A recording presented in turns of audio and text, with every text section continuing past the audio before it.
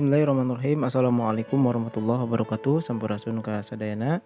Bagaimana kabar teman-teman semuanya? Semoga dalam keadaan sehat walafiat dan selalu ada dalam lindungan Allah Subhanahu wa taala. Alhamdulillah, puji syukur kita panjatkan pada Allah yang mana pada kesempatan kali ini saya Kang Deha kembali bisa menyapa teman-teman semuanya, kembali bisa bersilaturahim dengan teman-teman semuanya di channel Den Hijrah ini. Pada kesempatan kali ini Dan Hijrah kembali akan menyajikan sebuah video kajian yang disampaikan oleh Ustadz Hanan Ataki terkait dengan judul Jujur sama Allah. Nah, tema ini berkaitan dengan tema-tema sebelumnya, yakni belajar yakin kepada Allah Subhanahu wa taala. Yang mana nanti akan dibahas berbagai macam ya, fenomena-fenomena yang biasa terjadi dalam diri kita, khususnya dengan doa-doa yang biasa kita panjatkan kepada Allah Subhanahu wa taala. Kenapa doa tersebut bisa lama dikabulkan oleh Allah Subhanahu wa taala? Nah, ini adalah terkait dengan bab keyakinan. Nah, bagaimana penjelasannya? Ya, kita simak saja penjelasan dari Ustadz Hanan Ataki. Selamat menyaksikan, barakallahu fikum. Wa asirru qawlakum aw ijharu bih innahu alimun bidzatis sudur. Seandainya kita jujur, Allah akan tunjukkan keajaiban yang luar biasa loh dalam hidup kita. Wa aufu bi'ahdi ufi bi'ahdikum wa iyaya farhabun. Kata Allah, jujur, tunaikan janjimu kepadaku, aku pasti akan tunaikan janjiku kepadamu, dan kepadakulah kalian akan lari. Maksudnya, kepada Allah kita meminta pertolongan. Jadi kalau kita jujur sama Allah, Allah akan jujur sama kita. Kalau kita benar-benar mengatakan itu dengan yakin, Allah tidak akan mengecewakan kita sama sekali. Keajaiban itu akan terjadi dalam hidup kita. Sangat mudah urusan kita. Saya sendiri sering membuktikan ini, dan sering benar. Kalau ada yang keliru, itu karena saya masih belum baik imannya. Misalnya, contoh sederhana mau ceramah. Ceramah yang menurut saya paling beban adalah di sini. Di depan teman-teman semuanya. Kenapa? Karena saya selalu berharap ceramah sederhana saya itu benar-benar bisa menjadi suatu kebaikan yang bisa dibawa pulang oleh teman-teman sekalian. Pengen banget tidak mengecewakan. Jadi saya bukan perform untuk menghibur, tapi perform untuk memberi sesuatu yang kita cari bersama kan. Kita cari ilmu, kita cari iman. Kita pengen datang ke majelis taklim itu pengen tajdidul iman, memperbaharui iman. Maksudnya pulang dari sini tambah yakin pengennya kan gitu ya. Pulang dari sini tambah semangat beramal soleh. Pulang dari sini semakin yakin untuk bergantung kepada Allah. Itu membuat saya terbeban. Ya Allah, jangan sampai penampilan saya buat mereka kecewa. Bukan karena pengen dielu-elukan ustadznya keren atau apa, enggak. Biar mereka tidak sia-sia waktunya datang ke sini. Terus gimana caranya? Saya akan berzikir. Salah satu zikir yang selalu saya baca, Rabbi syrah li sadri wa yassir li amri wahlul 'uqdatam min lisani. Dan wahlul 'uqdatam min lisani saya ulang berkali-kali. Kenapa? Saya khawatir saya tidak menyampaikan sesuatu dengan jelas dan baik sehingga teman-teman tidak memahami. Wa yassir li amri wahlul 'uqdatam min lisani yafqahuna qawli. Artinya doa Rabbi syrah li sadri itu benar-benar memudahkan urusan. Termasuk kalau misalnya kita lagi ada masalah sama seseorang. Kita doa, ya Rabbi, mudahkan urusan saya. Mudah enggak? Kalau kurang mudah, berarti kita belum benar-benar jujur dalam kalimat kita kepada Allah. Jujur gimana? Kita yakin enggak sih Allah yang memudahkan urusan kita? Kalau kita yakin banget, Allah akan tunjukkan keajaiban yang luar biasa. Seperti cerita kemarin tuh. Dua orang yang saling berhutang kan? Yang satu memberi hutang dan bertanya, siapa saksinya? Kata yang berhutang, Allah saksinya, boleh enggak? Kata yang memberi hutang, oh boleh, Allah itu sebaik-baik saksi. Dan itu jujur, yakin gitu. Coba kalau kita lakukan itu sekarang, mungkin kita akan dikhianatin, akan dirugiin sama banyak orang. Kenapa? Karena enggak yakin banget kepada Allah SWT. Masih ada sedikit, setitik ragu. Ntar kalau dia bohong gimana? Bukankah ada Allah? Ntar kalau dia lupa gimana? Bukankah ada Allah? Ntar kalau dia berubah pikiran gimana? Bukankah ada Allah? Ntar kalau dia hilang tiba-tiba gak membayar hutang gimana? Bukankah ada Allah? Bukankah ada Allah? Ini jarang kita ucapkan. Kita masih ragu walaupun kita mengatakan hasbiyallah, hasbunallah. Makanya jarang ngelihat keajaiban. Padahal kalimat itu kalimat-kalimat yang mukjizat, powerful. Tabarakalladzi biyadihil mulk wa huwa ala kulli syai'in qadir. Percaya enggak kita dengan ayat itu? Jawab dengan hati kita masing-masing. Kalau kita percaya, baru terjadi keajaiban dalam hati kita. Pernah menghadapi orang marah? Pernah? Sering kan? Siapa yang marah? Istri. Tahu gimana kalau istri lagi marah? Oh, belum tahu ya. Ya udah deh, ganti contoh. Orang tua deh, orang tua. Saya lupa aja nih kalau saya di hadapan para jomblo fisabilillah. Kalau istri lagi marah, padamkan marahnya itu bukan dengan hadiah dunia dulu. Itu buat kita ragu sama Allah dan mengandalkan materi. Pas marah, tunjukin. Mau ke Lombok, Bali, Jogja, atau Maldives. Pasti dia pilih Maldives tuh. Pas dia pilih Maldives, kita nangis. Kenapa? Dananya gak cukup. Makin marah dia tuh. Jangan nawarin materi dulu untuk meredakan marah seseorang. Karena kita akan bergantung kepada materi itu. Ternyata ampuh. Kalau dia marah, saya kasih tuh brosur.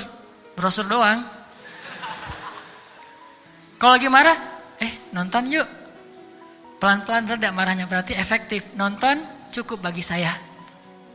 Pas lagi marah, ada kafe baru loh, enak tuh makanannya, terutama tuh misalnya green tea-nya, milkshake tuh paling enak tuh se-Bandung. Reda marahnya, milkshake cukup bagi saya, kan? Bukan hasbi Allah, hasbiya milkshake. Kenapa bisa gitu? Karena ketika kita mau meredakan marah seseorang itu kita menggunakan materi. Atau menggunakan bahasa-bahasa ngegoda, ngerayu, gombal tadi. Tapi kan lama-lama agak-agak habis juga ya bahan menggombal ya. Harus buka. Jadi teman-teman bisa ke Gramedia mungkin beli buku dengan judul Kumpulan Gombal-Gombal Efektif. Udah teruji banyak yang menggunakan gombal ini dan berhasil meredakan amarah. Mungkin, tetapi itu berarti kita tidak mendapatkan yang paling luar biasa sehingga suatu saat kita akan kewalahan sendiri. Berapa sering kita bisa memberikan materi, memberikan brosur, memberikan kafe, memberikan nonton, memberikan hiburan, entertain segala macam. Berapa sering? Coba sesekali ketika menghadapi seseorang yang marah, andalkan Allah. Pas mau ketemu orangnya, ya Rabbi, ya Rabba Ibrahim, wahai Tuhan Ibrahim, padamkanlah amarah istri saya sebagaimana engkau memadamkan api bagi Ibrahim. Terus temuin, kalau masih marah, ya Allah astagfirullahaladzim, berarti saya belum jujur nih, masih belum yakin sama Allah, istighfar lagi, ya Allah padamkan. Masih marah, ya Allah padamkan. Terus saja sampai yakin. Kalau kita yakin itu berubah loh, benar-benar berubah. Kalau nggak bisa langsung bertahap, tergantung iman. Ada orang yang imannya baru redam amarah seseorang itu 1 jam, berarti imannya iman 1 jam. Ada yang setengah jam, ada yang 10 menit, ada yang ketemu berubah langsung. Sampai orang yang marah itu juga terheran-heran. Kenapa ya? Saya tadi sebetulnya lagi sebel banget sama kamu, tapi pas ngelihat kamu jadi berubah, kenapa ya? Karena Allah. Ini mah masalah iman. Bukan masalah fasihnya mengucapkan hasbi Allah. Semua kita mah namanya hasbi Allah pasti fasih. Apalagi sadaqallah, itu paling fasih tuh. Sadaqallahul azim, itu fasih banget. Kenapa? Apalagi baca 1 juz, pengen sadaqallah cepet-cepet kan? Itu fasih. Bismillah fasih, hasbi Allah. Insya Allah tahsin hasbi Allah wa ni'mal wakil. Malah kita kadang-kadang kalimat hasbi Allahnya tuh lebih keren daripada sahabat loh. Kalau sahabat kalimatnya cuma gini, hasbunallah wa ni'mal wakil. Kalau kita, hasbunallah wa ni'mal wakil. Ni'mal maula wa ni'man nasir. Coba lihat, panjangan siapa ucapannya? Panjangan kita kan? Sahabat mah cuma sedikit, Ibrahim lebih sedikit lagi, hasbi Allah, segitu doang. Kita rame, jangan cuma hasbi Allah, tambahin dong, jangan terlalu irit-irit dalam berzikir. Rame aja di broadcast soal panjang pendeknya zikir, tapi dua-duanya gak powerful, gak ngaruh. Yang bilang hasbi Allah wa ni'mal wakil sama aja, yang bilang hasbi Allah wa ni'mal wakil, ni'mal maula wa ni'man nasir, diulang 33 kali, tapi gak ngaruh. Kenapa? Karena gak jujur.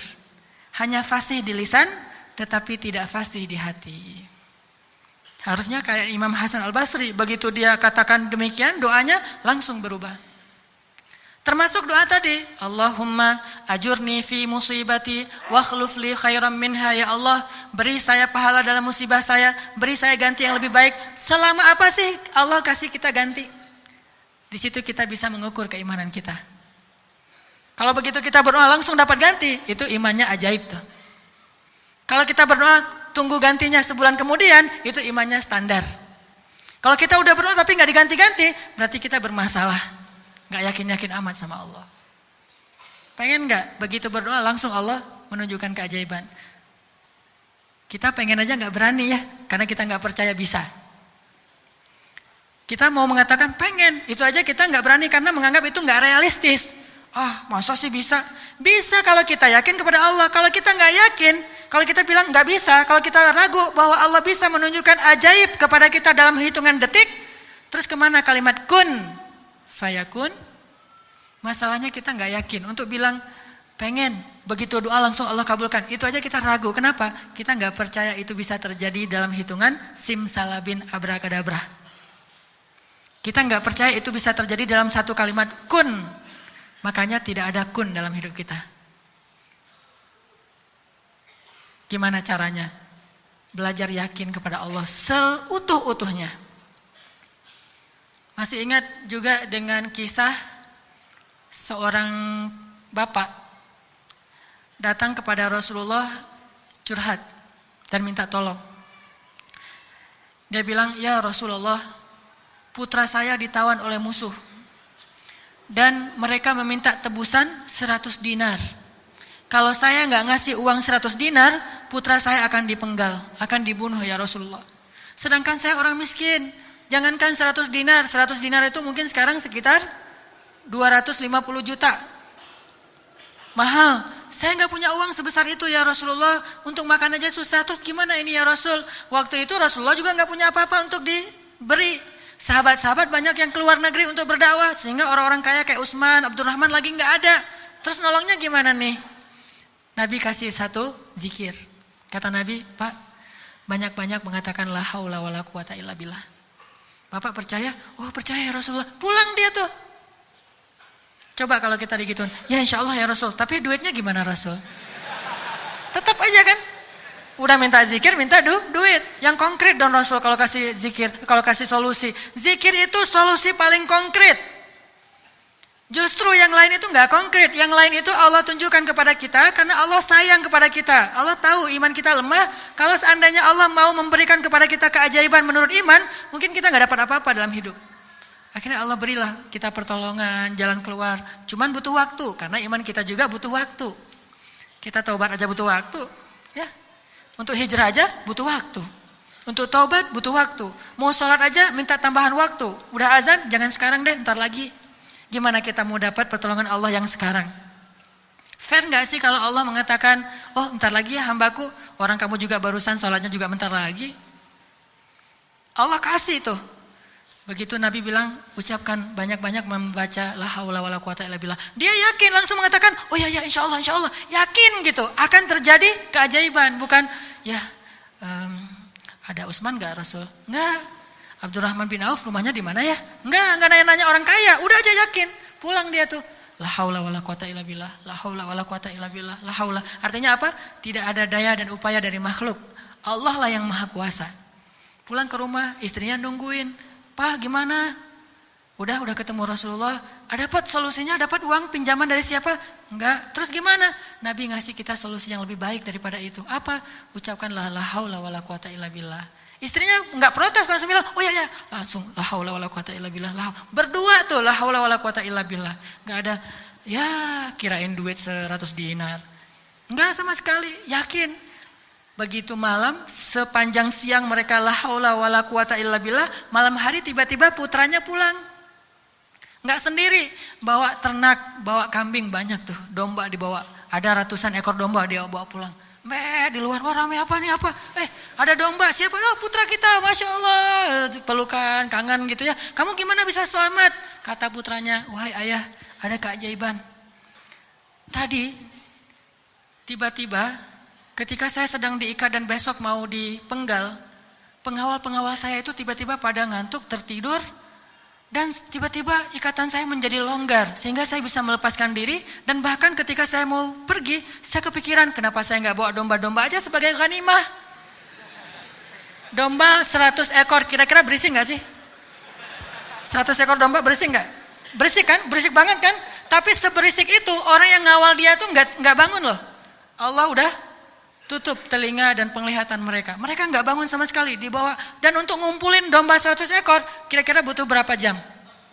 Itu bukan kerjaan yang gampang. Ngumpulin 100 ekor, digiring ke satu arah, udah gitu berisik lagi. Ada yang domba yang lari ke sana, ditarik lagi. Namanya domba kan? Domba-domba yang tersesat gitu deh.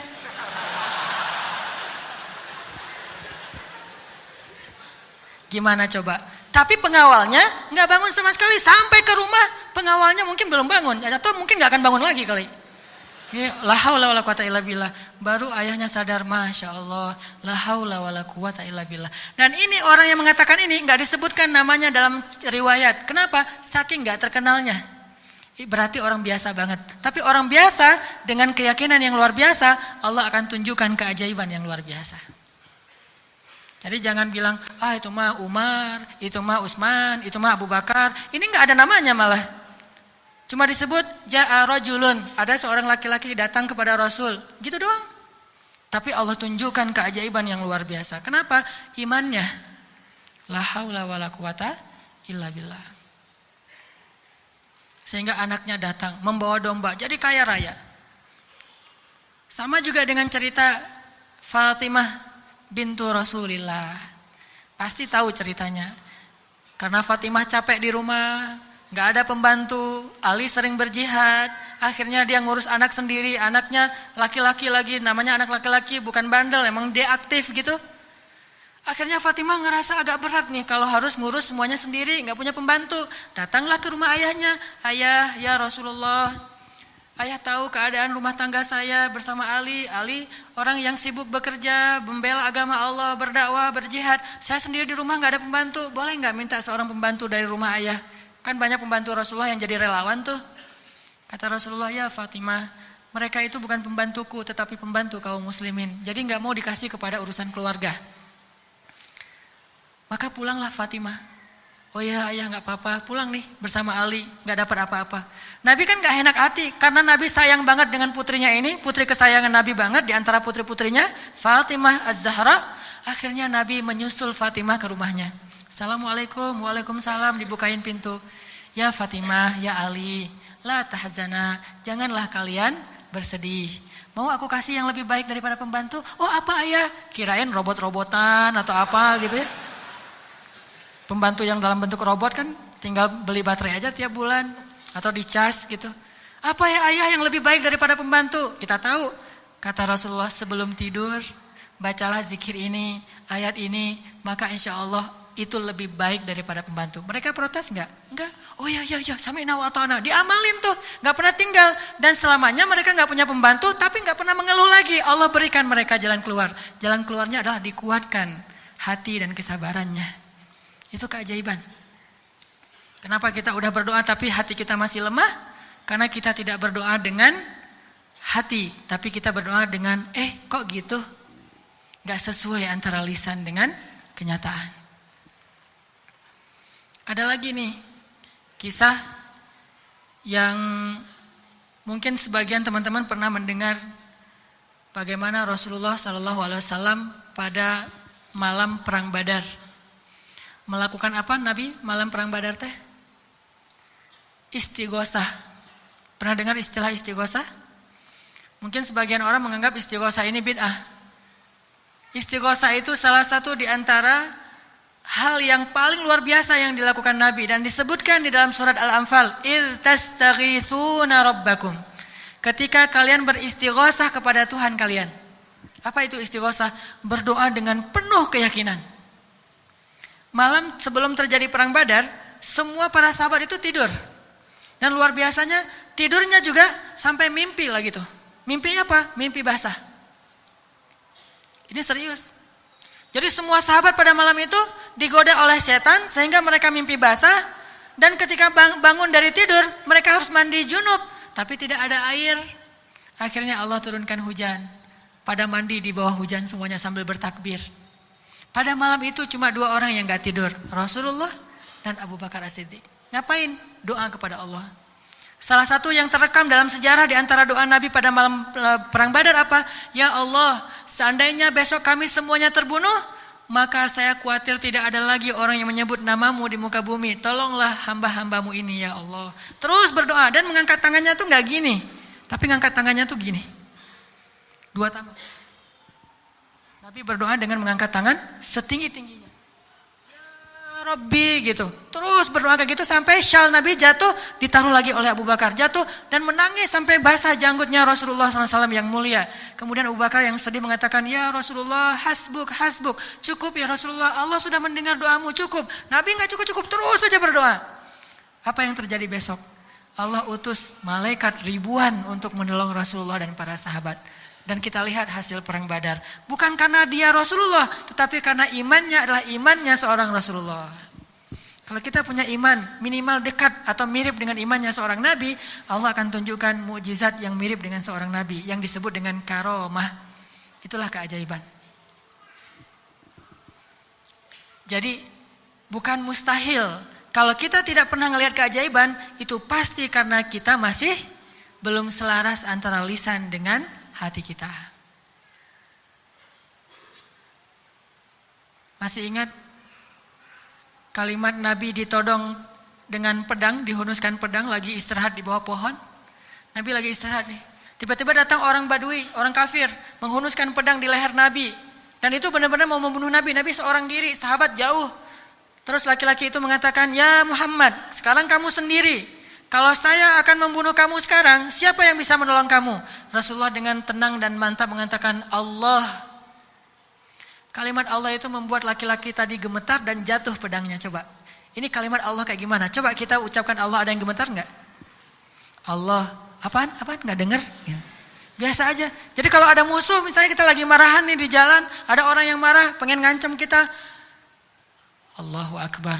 Dia langsung gemetar gitu, langsung tunduk, langsung gak bisa berdiri. Berarti ini Allahu Akbar kita ini udah benar-benar powerful. Tapi kenyataannya kan gak pernah kan. Kita bilang Allah terus orang gemetar gara-gara kata-kata kita. Rasul bisa kayak gitu loh. Jadi kalimatnya sama yang kita ucapkan dengan yang Rasulullah ucapkan. Tetapi hatinya beda. Nabi mengatakan Allah, gemetar tangannya, jatuh pedangnya, diambil oleh Nabi. Dihunuskan ke leher orang itu. Nabi bertanya, sekarang kalau saya mau membunuh kamu, siapa yang menolong kamu? Kata dia, engkau wahai Muhammad. Cuma engkau yang bisa menolong saya dan menyelamatkan saya. Akhirnya Nabi membiarkan dia pulang dan dia akhirnya pulang dalam keadaan selamat dan menyebarkan agama Islam kepada. Salah satu di antara sebab tidak banyak terjadi keajaiban dalam hidup kita karena iman kita belum ajaib. Alhamdulillah, itulah tadi pembahasan dari Ustadz Hanan Al-Attaqi terkait dengan judul Jujur sama Allah. Nah teman-teman semuanya, jika kita simpulkan bahwa terkait dengan kejujuran ini pada Allah, mari kita tanyakan kepada hati kita. Sudahkah selama ini kita jujur kepada Allah? Kita ingin doa kita cepat dikabulkan oleh Allah, ingin dihampiri keajaiban datang dalam hidup kita. Akan tetapi silakan tanya kepada hati kita, sudahkah kita yakin kepada Allah itu 100%? Atau mungkin selama ini kita belum yakin kepada Allah 100%, sehingga apa? Sehingga apa yang kita inginkan, apa yang kita harapkan, Allah tidak langsung mengabulkannya. Karena apa? Karena masih ada keraguan-keraguan di dalam hati. Nah untuk itu marilah kita belajar yakin kepada Allah, utuhkan keyakinan kita kepada Allah, sehingga dengan itu mudah-mudahan Allah berikan keajaiban dalam hidup kita. Allah cepat kabulkan doa-doa kita karena keutuhan keyakinan kita kepada Allah Subhanahu wa taala. Baik, itu saja yang bisa kita sampaikan. Mudah-mudahan dengan seringnya kita mendengarkan tausiah-tausiah dari Ustadz Hanan Al-Attaqi ini, kita semakin yakin kepada Allah, kita semakin dekat dengan Allah, dan kita senantiasa diistiqomahkan dalam menjalankannya. Mari itu saja yang bisa disampaikan atau bisa disampaikan. Barakallahu fikum. Assalamualaikum warahmatullahi wabarakatuh.